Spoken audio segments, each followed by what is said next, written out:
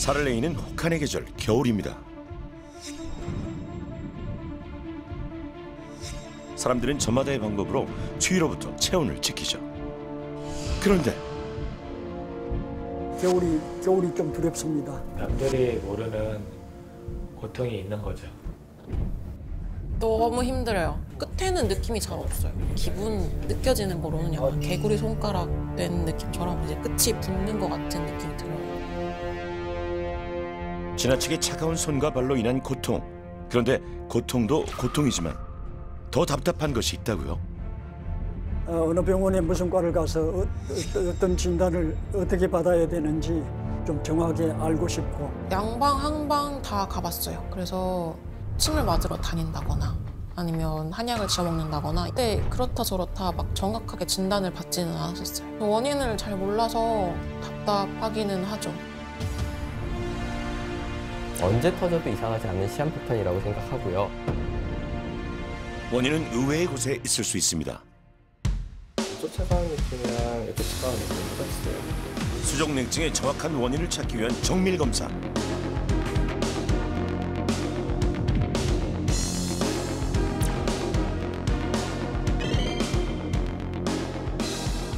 결국은 그게 혈관 수축 때문에 일어나는 질환이라고 해도 혈관 수축을 왜 일으키게 하는지가 사실 제일 중요한 것 같습니다. 그 왜를 찾아내는 게 수족냉증 치료의 시작이라고 생각합니다. 원인 없는 증상은 없다. 수족냉증. 뭐지? 뭘까? 전체를 주관하는 거지. 그래? 중무장을 하고 외출에 나선 이분. 첫 번째 귀하신 몸입니다. 모자도 쓰고 장갑도 끼고 두꺼운 옷으로 입고 나왔어요. 하나만 사자. 두 개가 더 싼데? 두 개가 더 싸. 안쓰럽죠, 사실. 사실 제 기준에서는 별로 춥지도 않은데 이렇게 추워하면서 장갑 끼고 다니는 거 보면 되게 번거롭겠다 싶기도 하고, 특히나 겨울에는 밖에 가급적이면 잘 안 나가려고 해요. 손과 발이 차가운 증상은 사소한 일상에서도 불편함이 많습니다. 올해로 결혼 2년 차. 집안일을 하다 보면 차가운 물에 손을 담궈야 할 때가 많죠. 누구나 찬물에선 손이 시렵다지만 문정 씨는 차가움에 유난히 민감하고 고통이 큽니다. 과일뿐만이 아니고 막 상추, 깻잎, 막 버섯 이런 거는 따뜻한 물 씻을 수가 없잖아요. 어쩔 수 없이 찬물을 해야 되는 게 제일 힘들죠. 빨리 끝내야 되고 뭐 빨래를 다 돌리고 나서 꺼낼 때 차가운 거 아니면은 뭐 환기시키고 이러는 것도 되게 짧은 시간만 가능하고 하니까 그런 것도 좀 불편한 것도 있고 그냥 겨울에는 기본적으로 다 힘든 것 같아요. 주위에 민감하다 보니 실내에서도 방한복이 필수랍니다.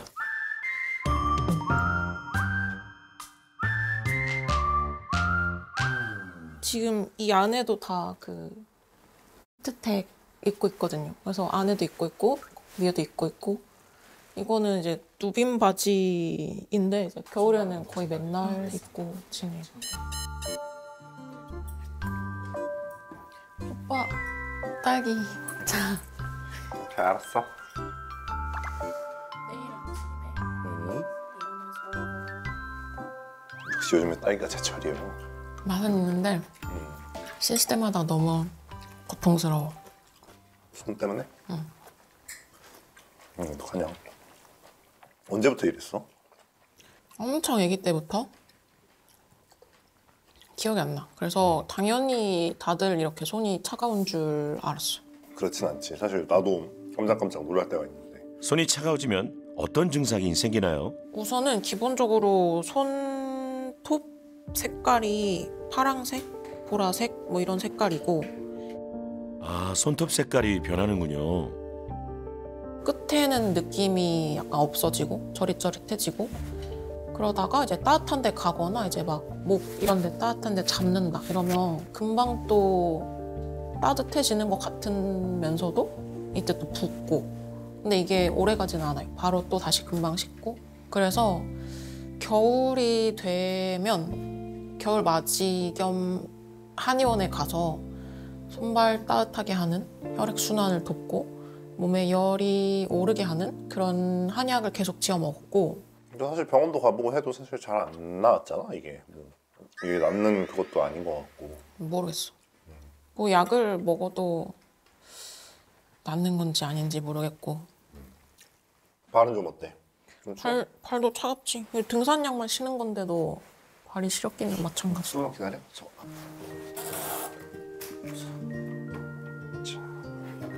최대로 틀어놨어? 응. 아, 진짜 손도 같이 하고 있어. 겨울마다 이게 무슨 고생이야. 응? 저게 어떤 느낌인지를 내가 알 수가 없네. 당연히 못 고칠 거라고 생각하고 그냥 이렇게 살아야 된다고 생각을 했는데 고칠 수 있고 뭔가 이유가 뭔지라도 알게 된다면 네, 해야 되는 것들은 다 할 것 같아요. 그게 운동이든 뭐 먹는 거든 약이든 뭐 치료든. 네. 아주 어릴 때부터 수족냉증으로 고생을 해온 터라 강문정 씨는 지난 5년간 말레이시아, 인도네시아 같은 겨울이 없는 따뜻한 나라에서 살기도 했답니다. 우선은 기본으로 한 30도는 넘는 날씨이기도 하고 살기가 너무 좋았어요. 그러니까 손이나 발이 차가운다는 거를 이제 까먹고 지낼 정도였어요. 한참 겨울이 없다가 갑자기 이제 처음 겨울 맞은 거라서 이게 더 체감이 확 되는 것 같아요. 이게 거의 한 30-40도 차이가 나는 날씨인데 들어오자마자 금방 이제 또 겨울을 맞는 거라서 네. 마음의 준비가 더 필요했던 것 같아요. 자, 그럼 강문정 씨의 손과 발은 얼마나 차가운 걸까요? 온도를 탐지해서 보여주는 열화상 카메라로 촬영을 해봤습니다.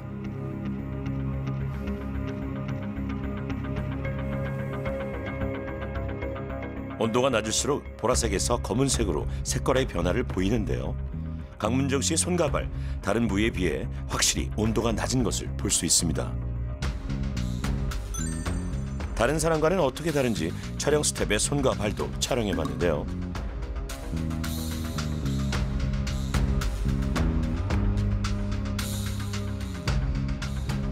수족냉증이 없는 이의 손과 발은 흰색이나 붉은색에 가깝습니다. 강문정 씨와는 확실히 다르죠.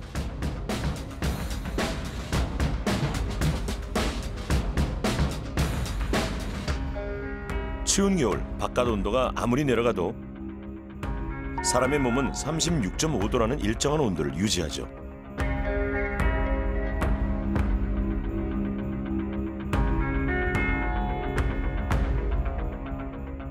우리의 몸은 외부 온도에 대응해 어떻게 일정한 온도를 유지하는 걸까요? 우리 몸에는 교감신경과 부교감신경으로 이루어진 자율신경계가 있습니다. 교감신경은 척수의 중간에서 나와 내장기관에 분포하고 부교감신경은 척수 꼬리 부분에서 나와 각 내장기관에 분포합니다. 교감신경과 부교감신경은 서로 균형을 이루고 협력하면서 심장 박동이라든지 호흡 등 신체 내부의 각종 작용을 조절하는데요. 그중 우리 몸의 체온을 조절하는 데도 관여합니다.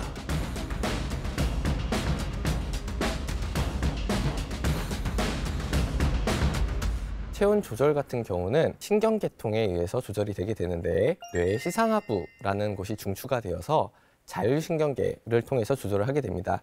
자율신경계 중에 교감신경이라고 이야기하는 신경이 저희가 체온을 올리는 데 주로 작용을 하게 되고 혈관을 수축시키고 맥박수를 증가시키면서 체온을 유지하는 기전에 같이 작용을 하게 됩니다. 반대의 작용을 하는 것은 부교감신경이고 이 교감신경과 부교감신경의 조화를 통해서 자율신경계가 조절이 되게 됩니다. 기온이 내려가면 우리 몸은 체온을 잃지 않기 위해 다양한 작용을 합니다. 뇌의 시상하부에서 교감신경이 활성화되면서 여러 가지 온도 조절 장치들이 작동을 하는데요.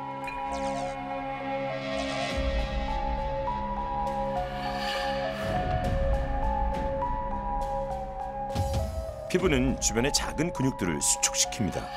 그로 인해 소름이 돋고 털이 서게 되죠. 혈관을 수축해서 혈류량을 줄이며 체온 손실을 막습니다. 즉, 손과 발의 온도가 내려가는 것도 추위에 대처하는 하나의 현상인 것이죠. 수족냉증은 질환이 아니고요. 환자가 호소하는 증상을 우리나라 표현으로 이제 수족냉증이라고 과거부터 표현을 해왔던 것 같습니다. 그래서 사실 현대의학적으로는 특별하게 정의가 된 게 잘 없는 편이고요. 아까 말씀드렸듯이 정상적인 감각에서 손발이 차가운 걸 과도하게 느끼는 그런 증상 혹은 이상 감각이 동반되는 증상들로 구별해서 생각을 해볼 수 있을 것 같습니다. 두 번째 귀하신 몸입니다. 결혼한 지 5년 차, 아직 신혼인 부부인데요. 발 시려? 아까 회사에서는 엄청 싫었는데 지금은 이제 아까 따뜻한 물로 한번 헹궜거든. 양말 신는 게 낫지 않아? 수족 냉증 때문에 양말 신는 것도 불편하다는 현정열 씨. 양말을 신으면 이제 잠깐 신을 때만 따뜻하고 좀 시간이 지나면 이제 뭐 땀이 나서 그 양말이 보통 이제 젖게 되는데 그러면은 젖은 양말을 오래 신고 있으면 다시 금방 기온이 바로 온도가 내려가거든요. 발바닥도 그렇고 손바닥도 그렇고 차가운 건지 뜨거운 건지 모르겠어요. 근데 땀은 좀 나는 것 같기도 하고 땀이 좀 있는 것 같기도 하고. 땀도 나는데 근데 이게 그 감각이 없어. 그러니까 되게 설명하기 어려운데 그냥 저리고 아파. 저리고 퉁퉁 붓고 퉁퉁 부은데 이렇게 걸으면은 막 아프잖아. 그런 거 마냥 이제 만졌을 때 제가 깜짝 놀라요. 저보다 너무 차가워서 진짜 얼음장 같더라고요. 그래서 깜짝 놀라는 적이 한두 번이 아니고 제가 좀 만져줄 때도 있고 아니면 이제 전기장판이나 아니면 온열기구 가지고 좀 따뜻하게 만들어줄 때도 있고 차를 마실 때도 있고 그렇습니다. 지하철을 탈 때도 이제 뭐 지하철의 온도가 뭐 갑자기 내려가서 차가워지거나 뭐 아니면 여름에는 뭐 에어컨을 틀어놔가지고 뭐 특정 자리가 춥거나 이러면은 이제 뭐 손발이 차갑고 그런 현상이 옵니다. 예. 와이프가 TV를 보다가 뭐 한번 신청을 해보자 이래가지고 신청을 하게 되었습니다. 사실 그런 거 절대 안 하는 사람이거든요. 근데도 불구하고 이번엔 해보고 싶다라고 얘기를 하더라고요. 그래서 이게 진짜 간절히 고치고 싶구나 이런 생각이 좀 들었습니다. 현정열 씨는 데이터 분석가로 일하고 있습니다. 그래서 책상에 앉아 작업을 할 때가 많은데요. 그럴 때마다 금방 차가워지는 손 때문에 고충이 크다죠. 지금도 손이 시려운지 가만히 있지를 못하는데요.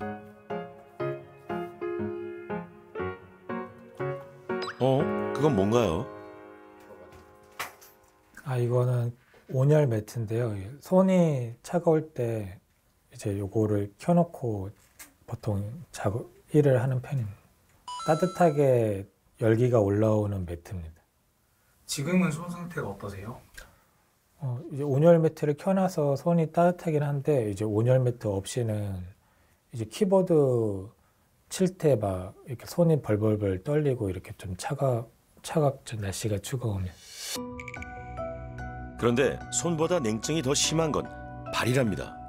이제 저는 손보다 발이 좀 더 시렸거든요. 발 같은 경우는 이제 여기 제가 맨발로 다니기도 하고 보일러를 켜놔서 이제 발바닥이 따뜻한데도 발은 유난히 좀 시렵더라고요. 얘는 이제 스팅기고 요거는 이제 온열 매트예요. 그래서 온열 매트는 여기 전기장판처럼 따뜻하게 발을 데워주는 거고. 발이 더 심하신 이유가 혹시 어떤 게 있으실지? 일단 손은 주머니에 손을 넣어서 이제 몸에 허벅지나 이런 부위에 손을 이렇게 갖다 대서 좀 따뜻하게 하는 방법이 하나가 있고요. 그리고 이제 발 같은 경우는 사실 방법이 딱히 없어요. 그래서 사실 발은 밖에 있을 땐 방치 상태예요. 발이 퉁퉁 부으니까 부은 상태에서 오래 걸으면 좀 발이 금방 피로하고요. 오래 걷지도 못하고 그런 점이 좀 불편해요. 말을 잘 안 하니까 사실 발이 그런 줄은 몰랐어요. 밖에서 그렇게 퉁퉁 붓고 이런 줄 몰랐고 지금 보니까 좀 많이 좀 심한 것 같네요. 집안 곳곳 현정열 씨가 움직이는 장소마다 온열기가 있습니다. 소파에 앉아 TV를 볼 때도 전기 매트에 온몸을 꽁꽁 싸매고 보는데요.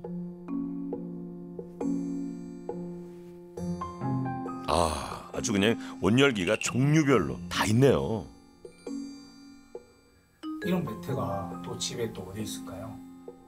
이제 여기 소파에 있고 그 저기 침대에 있고 또 이제 그 책상에 있고 이제 제가 주로 오래 머무는 곳에는 이제 항상 매트가 있어요. 손발이 차가우면 예민해서 잠도 잘 못 잔답니다. 그래서 한때는 불면증도 있었다죠.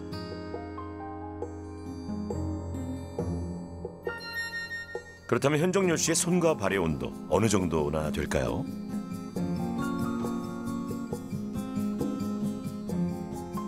확실히 다른 신체 부위보다 손과 발의 온도가 낮았는데요. 손보다 특히 발의 온도가 낮은 것을 확인할 수 있습니다.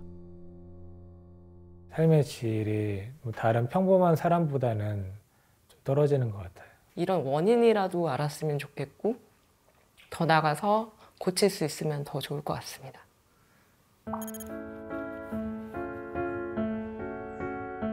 독서 삼매경에 빠져있는 이분 세 번째 귀하신 몸입니다. 방약합편이라는 책을 읽고 있습니다. 한의학 그 관련서인데요. 저기 저 한약에 관한 자세한 내용을 약의 어떤 그 성향별로 설명한 책입니다. 그 아무래도 제가 손발이 차기 때문에 손발이 찬 것과 관련된 그런 약재를 중심으로 좀 책을 보고 있습니다. 실내 온도 24도면 춥지 않은데 역시나 수족냉증을 호소합니다. 수족냉증을 앓은 지도 오래되셨다고요?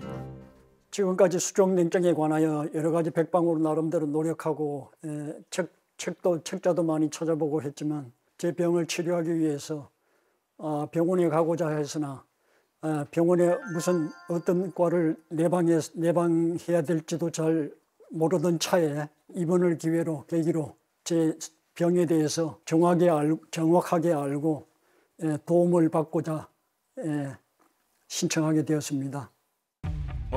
그런데 저건 밥통 아닌가요? 밥통 안에 저건 뭐죠? 핫팩이네요.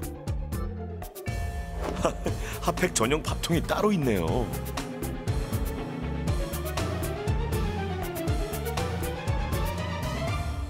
수시로 꺼내서 쓰고 식으면 다시 또 집어넣고 일상적으로 반복하고 있습니다. 이거 민혁이 손은 따뜻하네. 하루 손발이 차지. 네.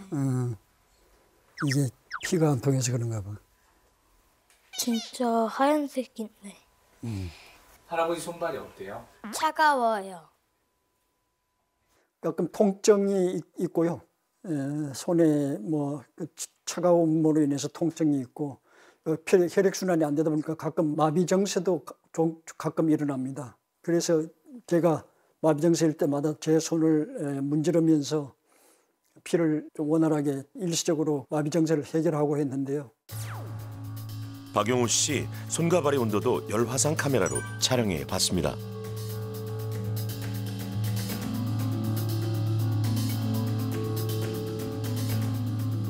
특히 손가락 끝에 온도가 많이 낮네요.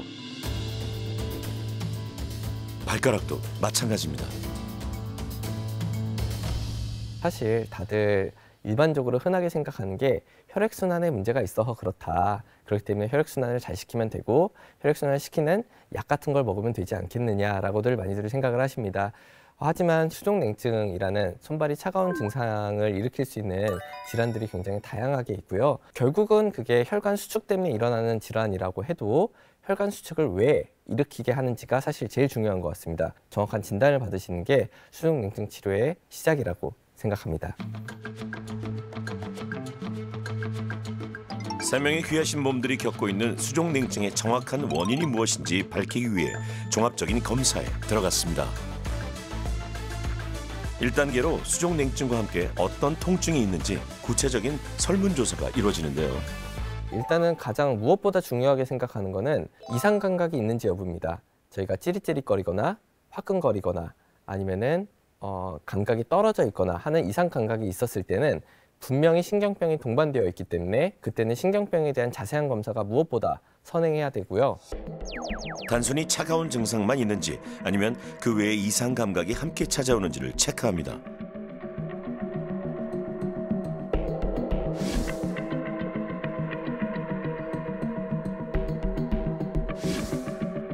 따끔거리고 화끈거리는 통증은 박용훈 씨보다 강문정 씨와 현정열 씨가 더 많이 느끼고 있습니다. 편하게 저한테 그냥 툭 내려놓으시고 저한테 맡기시면 됩니다. 또 힘빼보시고 그냥 툭 내려놓으시고. 통증에 대한 설문조사가 끝난 후에는 본격적인 신경학적 검사에 들어갑니다. 일단 해머 같은 경우, 두들기는 해머 같은 경우에는 뇌에서부터 신경 다발, 신경까지 그리고 이게 근육까지 오는 반응을 그걸로 측정할 수 있습니다. 그래서 원래는 정상적으로 나와야 되는 반응이 과도하게 나오거나 덜 나올 때 그거에 해당하는 부분에 따라서 의심할 수 있는 영역들, 부분들이 달라지게 되고요. 자, 그러면은 이쪽 차가운 느낌이랑 이쪽 차가운 느낌 똑같으세요? 네. 여기는 똑같은 것 같아요. 자, 그럼 여기 차가운 느낌이랑 여기 다리 쪽 차가운 느낌이랑 비슷하신가요? 얘가 더 차가워. 여기 더 차가워요. 똑같이 여기도 10점이면 여기는 4점. 자, 여기 차가운 느낌이랑 여기 다리 쪽에 차가운 느낌 비슷하신가요? 좀 더 차가운 쪽에 있으면 거기 얘기를 해주세요. 잘 모르겠어요. 잘 모르겠으면 똑같은 겁니다. 자, 이쪽 느낌이랑 이쪽 느낌이랑 자, 여기 떨리는 느낌과 여기 떨리는 느낌 비슷한 것 같아요. 그래서 제가 환자분 진찰할 때 만지는 걸 통해서 일반적인 감각을 확인했다면 차갑게 되는 걸 통해서 온도에 대한 감각을 확인했고요. 그리고 진동에 대한 걸 통해서 진동과 위치 감각에 대해서 확인했습니다. 다음은 신경전도 검사와 자율신경 검사를 진행했는데요. 신경전도 검사는 말초신경에 전기 자극을 줘 말초신경 기능의 이상 유무를 파악하는 검사입니다. 자율신경 검사는 심장 박동의 미세한 변화를 분석해 교감신경과 부교감신경의 균형을 측정합니다. 저희가 주로 조절하는 항목들은 혈압이나 맥박, 체온과 같이 우리 의지로 조절할 수 없는 그런 부분들인데요. 그런 부분들을 확인하기 위해서 병원에서는 혈압 변동이나 맥박 변동, 그리고 땀 분비의 변동을 확인하여 이런 자율신경 검사를 시행하고 있습니다. 각종 신경학적 검사가 끝나고 세 분의 진단이 나왔을까요? 먼저 강문정 씨입니다. 이렇게 하얗게 변해본 적은 있어요. 완전히 어떤 손가락이 주로 그랬어요? 새끼손가락. 새끼손가락 쪽으로. 네. 지금 증상이 심하다고 얘기하신 새끼손가락 쪽으로. 네. 그러면 손가락 색깔이 네. 그 다음에 이렇게 파랗게 변해보신 적 없나요? 이런 식으로. 이렇게까지 파랗지는 않았는데 이렇게 심하게까지. 저렇게 변하는 건 이 위쪽 손톱 쪽은 치울 때 손가락의 색깔 변화를 유심히 체크하는데요. 이유가 뭘까요? 문정님 사례에서는 오히려 신경병이 방치가 되는 것들보다는 지금 색깔 변화 있었던 것들 관련돼서 레이노드병과 같은 레이노드 현상 같은 것들이 좀 의심이 되는 상태예요. 그래서 만약에 레이노드병일 수 있다라고 하면은 레이노드병이 심해질 때는 말초 쪽에 피가 안 통하면서 실제 색깔이 변하는 증상들이 나타나는데 그게 하얗게 변했다가 더 심해지면 피가 안 통하는 것들은 파랗게 변합니다. 파랗게 변하는 상태까지 가서 더 만약에 심해진다면은 괴사가 일어날 수도 있어요. 썩을 수도 있어요. 그럴 수도 있는 부분이 있기 때문에 만약에 레이노드병이 맞다면은 이거는 빨리 교정이 필요할 수 있다는 생각이 들어요. 강문정 씨는 신경학적으로는 이상이 없지만 손가락 끝의 혈관들이 이상 반응을 보이는 레이노드 증후군이 의심된다고 하는데요. 추가적인 검사에도 들어갔습니다.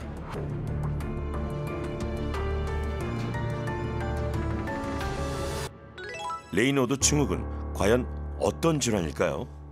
레이노 현상은 이제 주로 추위에 노출이 되거나 진동이나 심리적인 스트레스로 인해서 손이나 발끝의 혈관이 비정상적으로 과도하게 수축하는 현상을 나타냅니다. 일단 1차성 레이노 현상이라고 이야기를 하는 건 다른 유발 원인이나 기저 질환 없이 일시적으로 이런 과도한 혈관 수축이 일어났다가 호전되는 것을 이야기를 하고요. 2차성 레이노 증후군의 경우에는 이제 동반 질환에 대한 치료가 필요하고 또 이제 증상이 레이노 현상이 점점 더 심해지고 또 오래 지속이 되다 보면 혈류 공급이 잘 되지 않아서 손 끝에 이제 궤양도 생기고 또 조직에 괴사도 발생을 할 수 있습니다.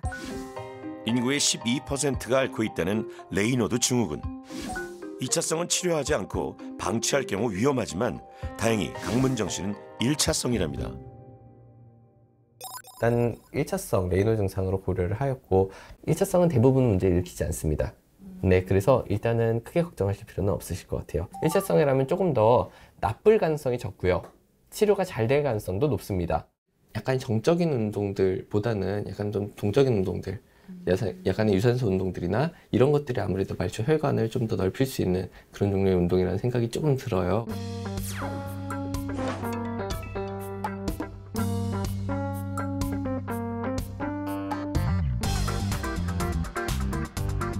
다음은 현정열 씨인데요. 큰 신경 쪽에서도 문제는 보이시진 않으셨고 작은 신경을 전신적으로 검사했었을 때도 큰 문제는 보이진 않으셨어요. 그렇다고 내가 병이 없는 거냐? 저는 그렇진 않다라고 생각을 하고요. 예전에 동상 같은 거에 걸린 병력이 있으셨다고 하셨고. 동상이라고요? 수족 냉증은 제가 군대에 있을 때 그 치사장에서 청소를 하다가 그 장화에 그 물이 찬 상태로 이제 혹한기 훈련을 했는데 혹한기 훈련 때 저 밖에 장시간 오래 그 노출이 돼 있어가지고 그때 발이 퉁퉁 부었는데 그때 걸린 것 같아요. 그 이전에는 뭐 손이 붓거나 발이 붓거나 그런 현상은 없었습니다. 아하, 그런 사연이 있었군요. 다치는 거는 뭐 물리적으로 다치는 경우도 있지만 뭐 화학적으로나 온도가 변하는 동상 같은 경우에도 다치거나 충분히 있을 수 있고, 만성적인 통증에서 잘 치료가 되기 어려운 통증 관련돼서 CRPS라고 하는 복합 부위 통증 증후군이라 하는 병이 있습니다. 그런 종류의 병 가능성, 초기 소견일 가능성도 배제는 못할 것 같습니다. 이름조차 생소한데요. CRPS, 어떤 질환일까요? 현종님의 수족냉증과 같은 경우에는 처음에 현종님께서 예전에 동상을 입은 병력이 있으셨고 손발이 붓는 증상들이 있으셨기 때문에 이런 경우에는 심한 통증이 동반될 경우에는 CRPS의 가능성도 배제하기는 어렵다라고 생각을 했습니다. 다만 현종열님은 통증이 그렇게까지 심하지 않으셨고, 그리고 저희가 신경병 검사와 신경전도 검사와 그리고 자율신경 검사에서 특별한 문제를 보이시지 않으셨기 때문에 초기 소견의 가능성도 생각해 볼 수 있는 상태입니다. 대개 큰 외상을 입은 후 뚜렷한 이유 없이 발생하는 질환이라고 하는데요. 현정열 씨는 초기 증상으로 의심된다고 합니다.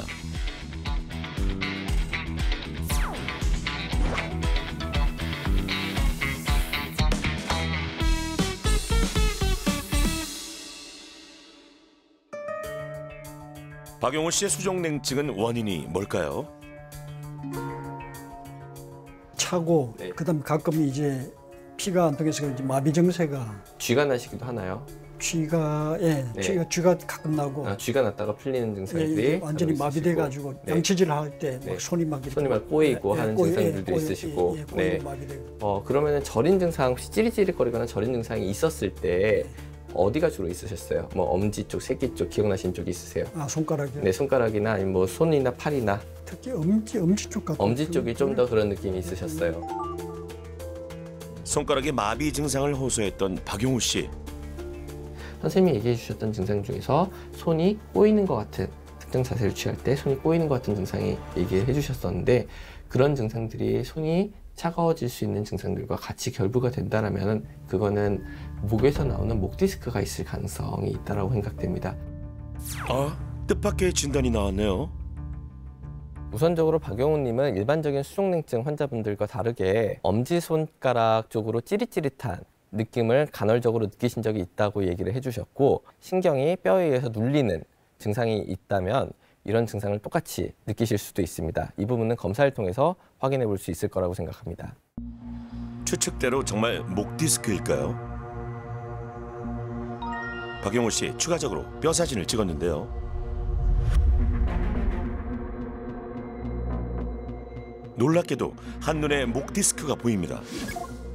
정상인과 비교해도 확연히 차이가 나 보이죠. 일단 검사 결과 자체는 생각 이상으로 안 좋습니다.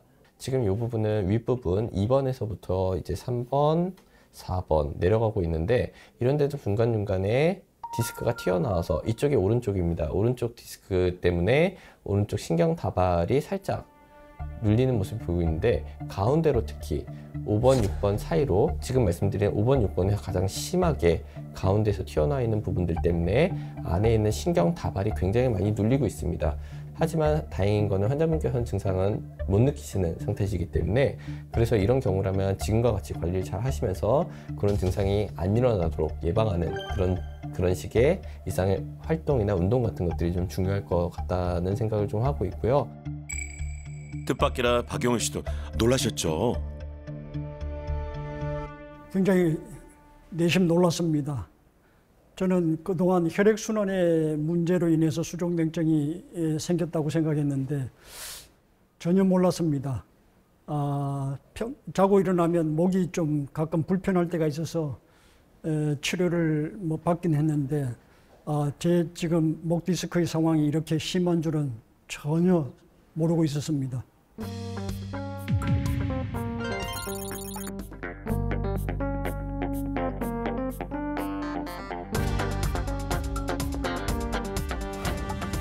원인은 다 다르지만 수족냉증이라는 증상을 개선할 수 있는 생활 속 실천법들, 어떤 것들이 있을까요?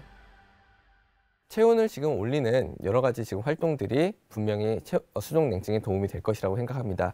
정기적인 운동, 유산소 운동을 꾸준하게 하는 것과 그리고 손발을 따뜻하게 해주는 행동들도 분명히 도움이 될 것이고, 추가적으로 혈관을 과도하게 수축을 시켜서 수족냉증을 유발할 수 있게 되는 과도한 카페인 섭취나 아니면은 과도한 스트레스를 피하는 것도 수족냉증을 좋아지게 해드리는 일종의 방법이 될 수 있을 것이라고 생각합니다. 반갑습니다. 안녕하세요. 저는 오늘 여러분들께 운동법을 알려드릴 신지은 강사입니다. 만나 뵙게 되어서 반갑습니다.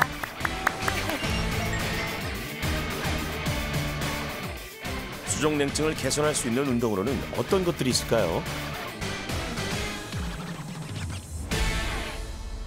제가 준비해온 운동은 다 이제 거의 서서 하는 동작들로 준비를 했어요. 팔다리를 좀 크게 움직이려고 노력하고 또 이제 근육에 더욱더 집중할 수 있는 동작들을 준비를 했는데, 이제 그런 것들을 진행하시면 몸에 이제 열이 나게 되겠죠. 그래서 몸에 열이 나면 아무래도 뭐 손끝, 발끝까지 말초신경이 자극이 되면서 수족냉증에 있으신 분들에게 도움이 많이 될 수가 있고, 또 이제 관절과 근육까지 탄탄하게 만들어줄 수 있다는 장점이 있습니다. 첫 번째 동작은 암서클 동작이에요. 자, 우선 양쪽 어깨 관절을 좀 쓰기 위해서 팔꿈치로 큰 원을 한번 그려볼까요? 자, 손끝은 어깨 위에 터치, 그 다음에 팔꿈치로 둥그런 원을 그린다고 생각해 줍니다. 어깨와 팔의 근육을 동시에 자극하면서 다리 동작까지 함께 따라해 보시죠.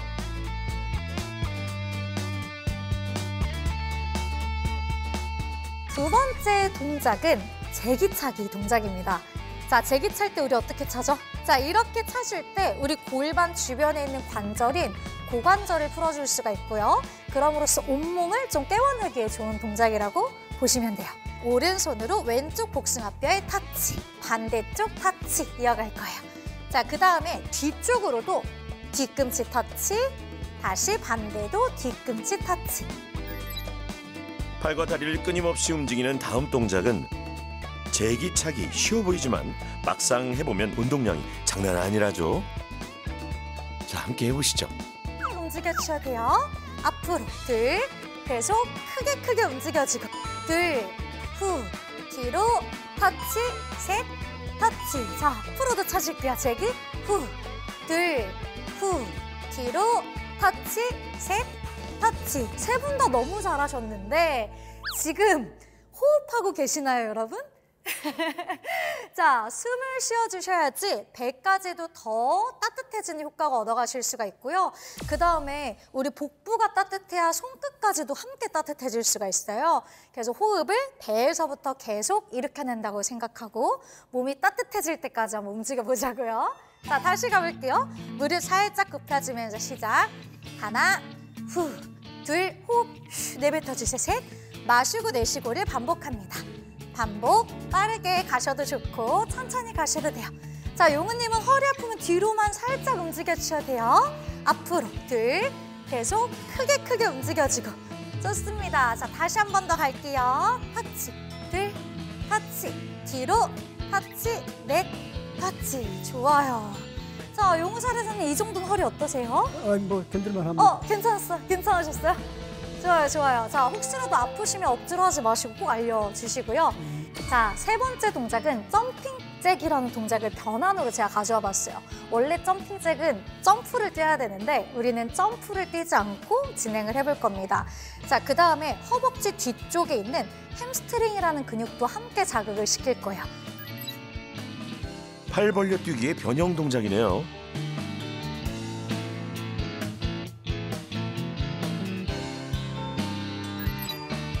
모든 신체를 활용해야 하는 전신 운동이죠. 버피 테스트.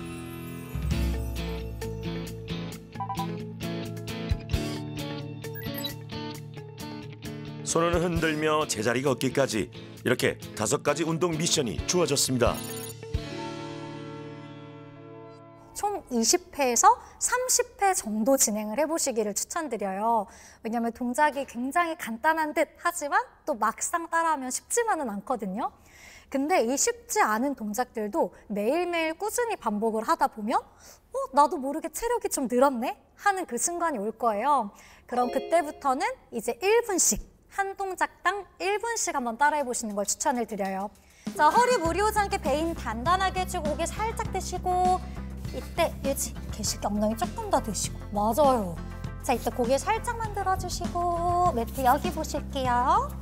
자, 아마 이거 계속 하시면은 팔에도 자극이 엄청 오고 몸 전신에 열이 나는 게 느껴지실 거예요. 여기 자극이 가나요? 좋아요. 턱도 살짝만 들어보시기 좋아요. 하나, 둘. 세 분 2주 동안 잘 실천할 수 있겠죠?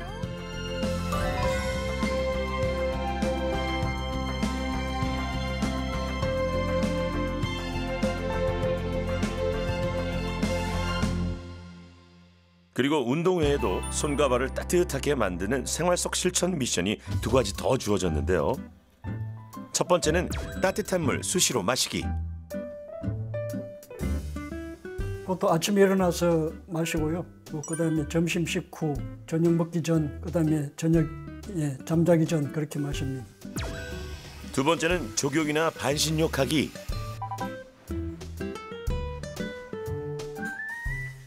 거의 매일같이 합니다. 확실히 몸이 따뜻해지고 발은 물론이고 몸 전체가 따뜻해지고 기가 순환되는 듯한 그런 느낌을 받습니다. 운동도 손자 민혁이와 함께 열심히 실천하셨다고요?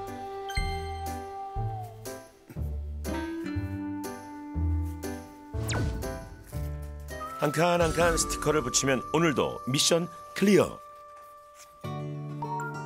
사소하지만 작은 습관들이 삶을 변화시킨다고 하죠.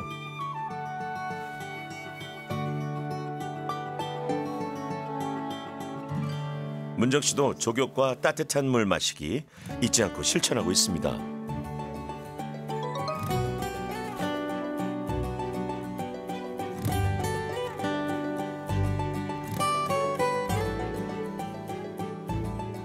알면서도 실천하기는 쉽지 않았던 2가지인데요. 이번 도전이 좋은 계기가 되었다고요. 일어나면 한 잔 이제 데워서 먹고, 수시로 먹고, 아니면 지금처럼 족욕할 때, 일할 때 이제 타자 치다 보면 손 차갑고 해서 그 손 식힐 겸 먹기도 하고 해요. 5가지 운동 솔루션은 해보니 어떤가요? 발레나 요가 같은 거는 이제 참으면서 늘려서 천천히 하는 운동이라서 그 손끝, 발끝이 따뜻해지는 게 금방 느껴진다 이런 건 아니었는데 지금 이런 유산소, 근력 운동 이런 걸 하다 보니까 그 금방 더 몸에 열이 오르는 게 느껴지는 것 같아요. 현정열 씨는 어떨까요? 움직이는 곳마다 따라다니던 온열기 대신 족욕과 따뜻한 물이 함께하는데요.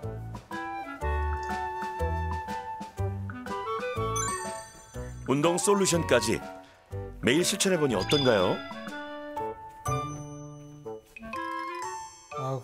좀 처음에는 좀 힘들었는데 그래도 이제 건강을 위해서 꾸준히 하려고 하고 있어요. 운동을 하니까 뭐가 좋으세요? 어떤 변화 생겼는지? 일단 이제 몸에 뭐 땀도 나고 열도 나고 이래서 손발이 추웠던 게 좀 많이 좀 완화가 된 것 같아요.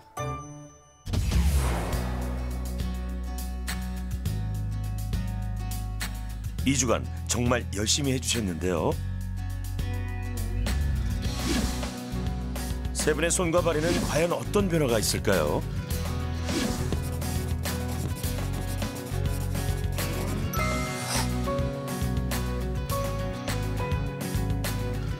열화상 카메라로 세 분의 체온을 재봤습니다. 그 결과 와, 보이시나요? 박경호 씨 2주 전에 비해 손과 발 색깔이 달라졌습니다. 그렇다면 광문정 씨는 어떨까요? 와, 손 색깔이 완전히 변했네요. 발은 엄지 발가락부터 조금씩 변화가 보이죠? 이번엔 현정열 씨. 와, 신기합니다. 손에 비해 발의 변화가 확실히 보이네요. 말초 쪽에서 확실히 지금 좋아진 부분이 보였어요. 반신욕도 거의 매일 하셨고 운동 같은 경우 특히 매일매일 하셔서 굉장히 잘하셨다라고 생각이 듭니다. 다만 이제 선생님께 맞는 적절한 운동으로 너무 과도하게 목을 움직이는 운동은 반드시 피하셔야 되시고, 그리고 만약에 운동을 그럼 좀 목 쪽 강화하는 운동은 어떤 운동을 해야 되냐, 이제 목의 변화는 많이 없으면서 목에 힘이 들어가는 등장성 운동이라는 운동들을 하시면 도움이 될 거예요. 걱정했던 목 디스크도 꾸준한 관리가 답이네요. 여기 와서 새로운 전혀 몰랐던 그렇죠. 사실 그 목은 제가 전혀 생각한 것도 아닌데 어떻게 그 발견하게 돼서 너무 감사드립니다. 운동하시는 것도 받고 따뜻한 거 드시는 거, 뭐 온열기구 사용하시는 것도 좀 받고, 운동하시는 것도 뭐 액티비티하게 잘 하신 것 같고요. 분명히 도움이 되신 것 같고, 나중에 혈류를 봤었을 때도 혈류가 분명히 증가가 되면서 증상들이 좀 좋아 보여요. 이렇게 혈류가 좋아진다면 분명히 그때 당시에 느꼈던 증상들이 좋아지실 수 있다고 생각합니다. 현재 상태에서 관리만 잘 하시는 게 제일 도움이 되실 거라 생각합니다. 네, 다행이네요. 네. 현정열 씨 웃음을 되찾았네요. 이런 증상들이 특히 이제 어렸을 때부터 지금까지 굉장히 좀 심한 편인데 15세에서 30세까지 굉장히 좀 심하거든요. 나이가 먹으면서 오히려 좋아지실 수도 있습니다. 다행입니다.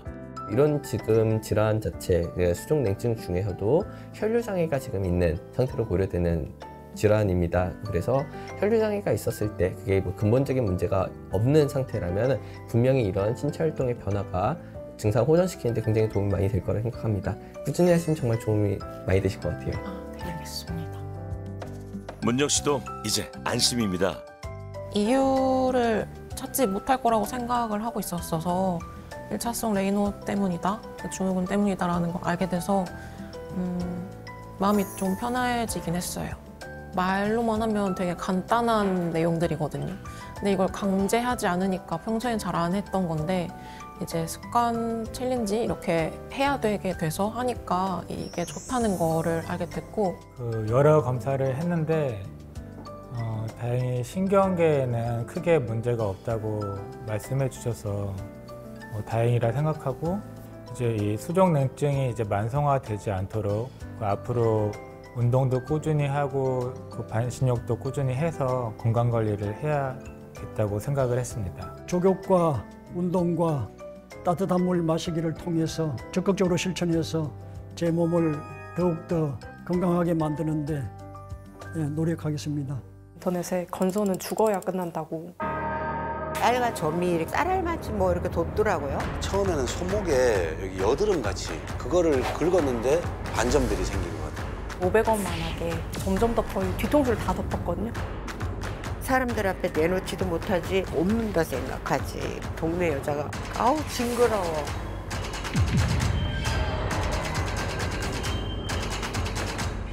우리는 이제 치고 올라갈 일만 남았으니까 포기하지 마시라고 했습니다. 피부병이다라고만 생각하는 시대는 이미 지났어요. 동반되는 질환인 관절염, 대사증후군, 심혈관계. 어떻게 하면 건강하게 식사할 수 있는지. 평상시 얼마든지 효과적인 동작들을 할 수가 있거든요. 꼭 전하고 싶은 말은 항상 그거죠. 포기하지 말라.